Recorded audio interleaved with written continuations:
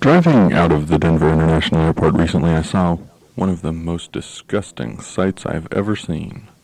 It's not that I've been through a major war or anything, but I have seen some pretty disgusting things in my time. But this one particular thing really disturbed me. The view from DIA towards the west is breathtaking.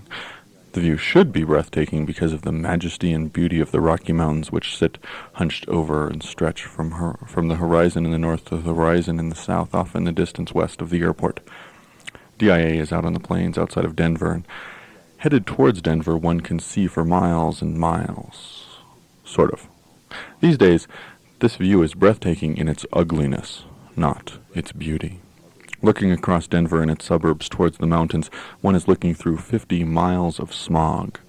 The mountains are almost completely obscured by the air. Isn't air supposed to be clean and clear? On a positive note, this pollution has dramatically improved the aesthetic quality of our sunsets. I grew up in Colorado, so I have a sense of what it's been like in the recent past. When I was a kid, we did have some pretty spectacular sunsets every once in a while. It seems, looking back, as if a few times a year the sunset would be pink, orange, and yellow, like a fire dancing in the clouds.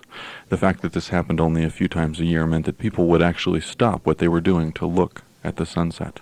Today, the sunsets along the Colorado Front Range are almost always beautiful mixes of color, yellows and pinks, mixing with orange and the whiteness of the clouds. Colorado is a great place for sunsets, but this is because it is not a good place to breathe. The small particles that are some of the pollution cause the colors in the sunsets, something to do with light bouncing off them. This pollution has dramatically increased respiratory problems among the people and even household pets, including asthma and allergies. So you can look at the Colorado sunsets, but try not to breathe.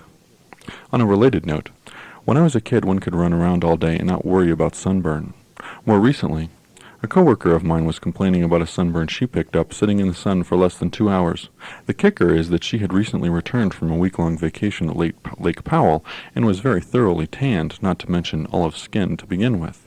She figured that after spending a week in the sun, with sunscreen of course, and developing a very deep tan, that she could sit down outside and not worry for a little while. Not true. Not in Colorado. Not anymore. Even more frightening is the fact that people have been concerned about pollution in the Denver area for more than the last 20 years. My whole life, air pollution has been an issue in Denver because it sits in a bowl and the pollution just kind of collects until there's a big storm. The air was usually see-through, but today it has become opaque. Recently, the President of the United States acknowledged global warming is a fact, and it cannot go on unchecked. We will reach a point when the air will not be safe to breathe, and the atmosphere will offer no more protection from the sun. Imagine growing up in a world in which children cannot play outside for fear of melanoma, skin cancer. This is a real concern. The melanoma rates have been rising dramatically in the area. We're all going to die from skin cancer and respiratory failure related to pollution. But who is responsible, you ask? Even the most visible and life-threatening aspects of pollution are becoming more and more obvious. And the corporate community is lobbying Congress to repeal environmental protection laws so they can pollute even more. I do not fully understand how greed causes people to think so defectively, but it does. Sure, less restrictions mean more profit, and the ruling class loves profit.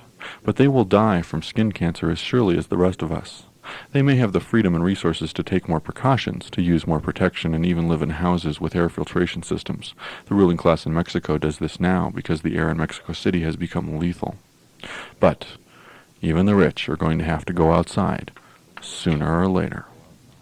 Pollution is a problem for us all. This is Richard Curtis.